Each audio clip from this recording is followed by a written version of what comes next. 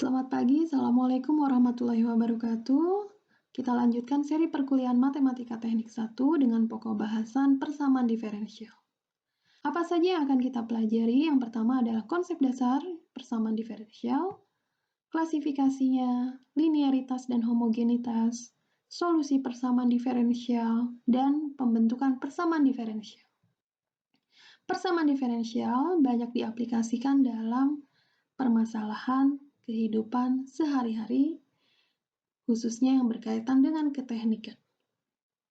Contohnya, Anda mungkin tahu ini adalah rangkaian RLC yang disusun seri, komponen resistor, induktor, dan kapasitornya. Kemudian pegas, diaplikasikan dalam misalnya shock breaker. Kemudian misalnya ini gambar distribusi panas, Anda mencari berapa besar koefisien difusi, nilai difusi panasnya. Nah, permasalahan-permasalahan ini biasanya lebih mudah diselesaikan jika diungkapkan dalam bentuk formula atau persamaan matematis. Nah, bagaimana cara membentuk atau membuat formula persamaan matematis tersebut? Tentu saja berdasarkan kaidah-kaidah atau hukum yang berlaku pada masing-masing fenomena ini. Pertama, rangkaian RLC kita gunakan kaidah hukum kelistrikan. Misalnya gunakan hukum Kirchhoff. Misalnya kita ingin mengetahui berapa besar muatan yang ada dalam kapasitor setiap saat. Anda bisa lakukan perhitungan ataupun Anda lakukan praktikum di laboratorium. Kalau Anda melakukan perhitungan, tentu Anda harus membangun persamaan matematisnya. Katakanlah dihasilkan persamaan matematisnya adalah seperti ini. Oke.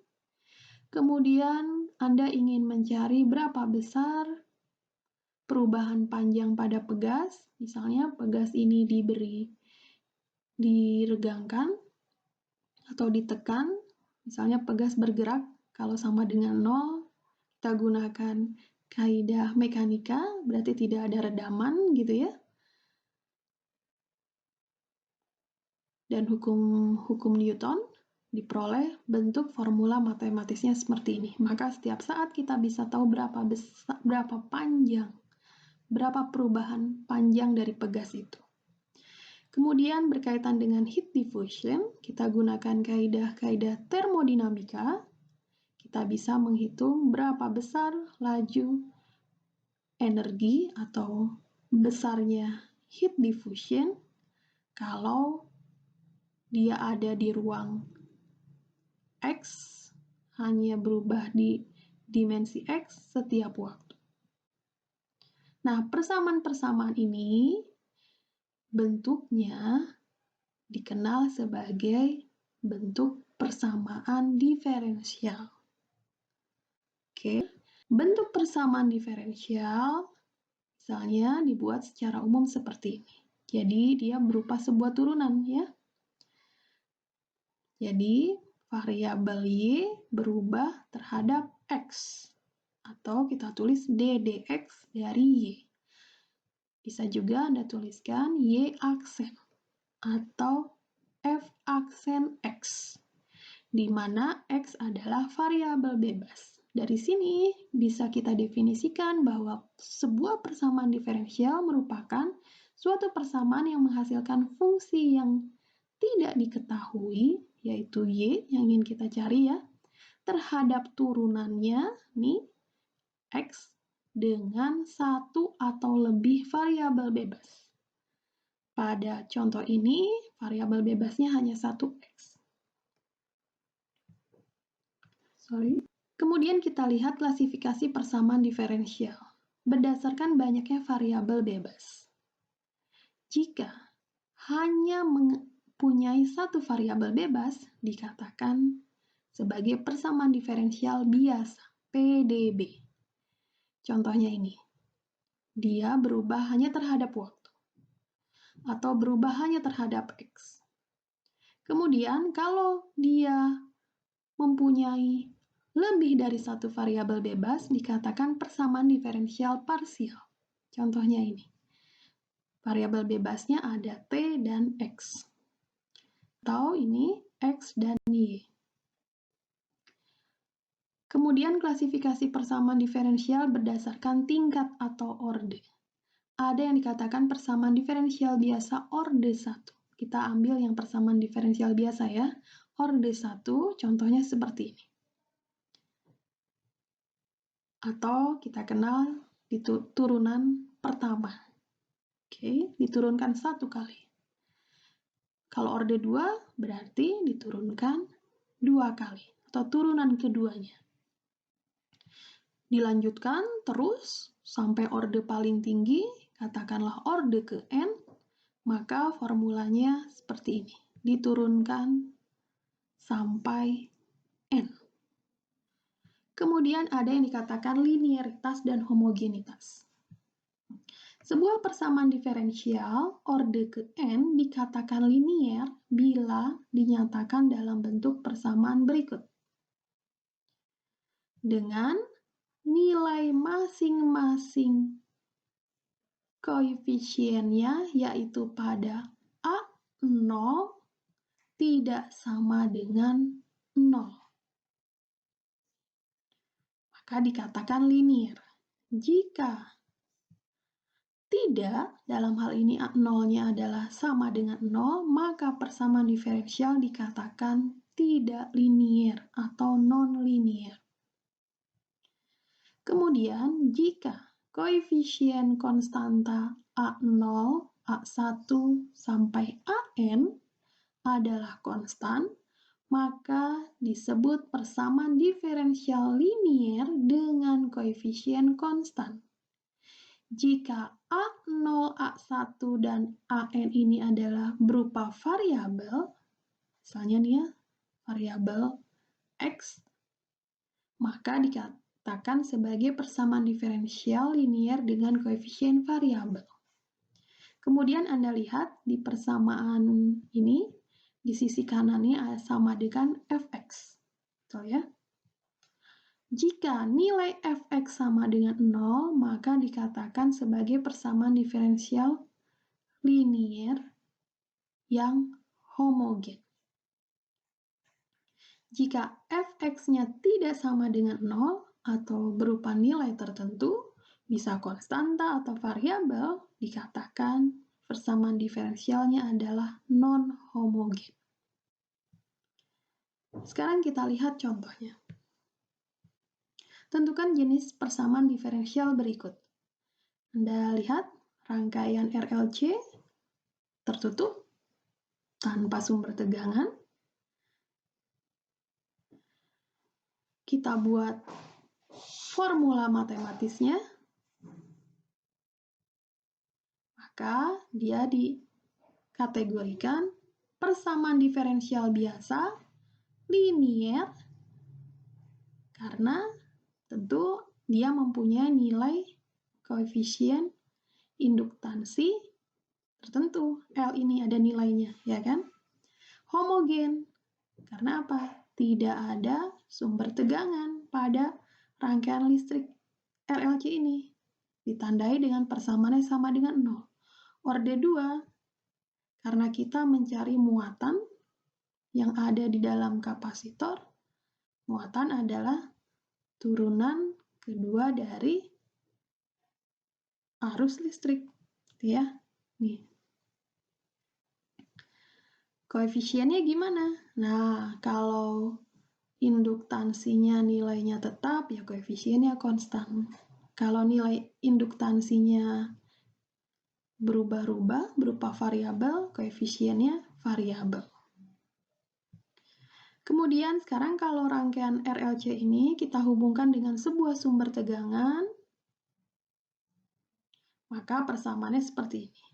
Anda lihat di sisi kanan, karena sumber tegangannya adalah AC, bentuknya seperti ini, sinusoidal ya. Maka kategorinya apa? Menjadi non-homogen. Koefisiennya konstan kalau kita gunakan induktor yang punya nilai induktansinya tetap. Sekarang kita lihat solusi persamaan diferensial. Yang pertama solusi umum. Dan yang kedua solusi khusus. Apa itu solusi umum? Jika solusinya masih terdapat nilai konstanta sembarang. Biasanya dituliskan sebagai disimbolkan C. Contohnya ini, lakukan proses perhitungan, diperoleh solusinya, katakanlah ini. Lihat, masih mengandung nilai konstanta sembarang, maka bentuk solusinya adalah solusi umum. Jika tidak terdapat konstanta sembarang, maka dikatakan solusinya solusi khusus. Kenapa bisa diperoleh solusi khusus? Karena ada syarat awal pada persamaan diferensial itu. Misalkan persamaan diferensialnya seperti ini, ada syarat awal ketika X-nya 0, pada saat 0, nilainya adalah 4. Maka dilakukan proses kalkulasi, diperoleh solusi ini. Ini dikatakan solusi khusus. Sekarang bagian terakhir, pembentukan persamaan diferensial.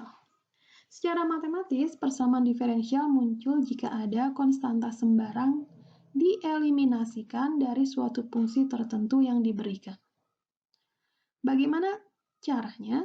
Langkah-langkahnya yang pertama adalah tentukan bentuk turunannya. Sesuaikan dengan jumlah konstantanya. Jika terdapat satu konstanta, maka turunannya skala 1 atau orde 1. Jika konstantanya ada 2, turunannya 2 kali atau orde 2, dan seterusnya. Kemudian tentukan nilai dari masing-masing konstanta itu. Jika ada 1, ya cari nilainya, dan seterusnya. Kemudian, ubah ke dalam bentuk yang paling sederhana dan sesuaikan dengan format persamaan diferensial. Formatnya ini. Oke, pangkat tertinggi terus hingga terendah sama dengan nilai tertentu. Ini semua bisa mudah kalau Anda didukung dengan pengetahuan konsep matematika dasar Anda. Karena kita ketahui matematika teknik adalah advance, lanjutan dari matematika dasar. Kita lihat contohnya. Buatlah atau bentuklah persamaan diferensial dari fungsi berikut. Y sama dengan X ditambah A per X. Di sini kita lihat konstantanya ada 1, yaitu A saja. Boleh ya, konstanta itu bisa C. Kalau dulu Anda C1, C2, C3 simbolnya ya. Atau konstanta boleh A, B, C, sampai Z itu boleh. Kita lihat penyelesaiannya. Kita tuliskan kembali. Kemudian kita buat nih menjadi A dikali X pangkat min 1. Kemudian kita lakukan proses turunan. Katakanlah kita turunkan terhadap X. Maka bagian kiri dan kanan diturunkan terhadap X. Y diturunkan terhadap X, dituliskan menjadi dy ddx dari Y. X diturunkan terhadap X, 1. A kali X pangkat min 1 diturunkan menjadi min A X pangkat min 2. Setelah itu, bentuknya kita rubah kembali menjadi seperti ini ya. X pangkat min 2, dari pembilang rubah ke dalam bentuk penyebut menjadi X kuadrat. Sekarang kita tentukan nilai langkah kedua. Pertama kan turunkan, kedua turunkan sejumlah konstantanya. Karena konstantanya ada 1, cukup turunkan 1 kali. Sekarang langkah yang kedua adalah mencari nilai konstanta sembarangnya. A-nya itu nilainya berapa? Kita tuliskan soalnya. Kembali. Kita lakukan perubahan posisi nih. Oke. Kita cari A, A-nya menjadi seperti ini. Oke. Maka antara yang sudah diturunkan dan nilai A yang sudah kita ketahui, bisa kita lakukan proses substitusi ataupun eliminasi. Yang paling mudah adalah substitusi. Oke, kita substitusikan nilai A-nya adalah, tadi kita peroleh A-nya adalah X dikali Y min X. Kita lakukan proses perhitungan, sederhanakan. Oke. Samakan penyebutnya. Kemudian sederhanakan. Langkah terakhir adalah matchingkan, sesuaikan dengan bentuk defaultnya dari persamaan diferensial. Sehingga peroleh ini. Lihat dy dx, oke, tambah y sama dengan 2x. Oke, tinggal kali silang ya. Ini kategorinya apa? Persamaan diferensial biasa, linier. Oke, nilainya ini ada x. Non-homogen karena sama dengan 2x. Orde 1, turunan pertama. Koefisiennya apa? Koefisien variabel. Oke, karena nilainya dia di depan ini x, dy, dx. Koefisien dari dy, dx-nya adalah x, adalah koefisien variabel. Bisa dilengkapi ya. Kemudian Anda lakukan latihan. Tentukan jenis persamaan diferensial. Anda tuliskan. Oke, analisis ya. Dia termasuk jenis apa? Dan bentuk persamaan diferensial dari fungsi berikut. Kalau misalkan yang A ada 2 buah konstanta, berarti 2 kali Anda turunkan. Kemudian cari masing-masing nilai dari konstanta A dan B-nya. Lakukan proses dan tahapan seperti yang sudah dicontoh. Oke, terima kasih.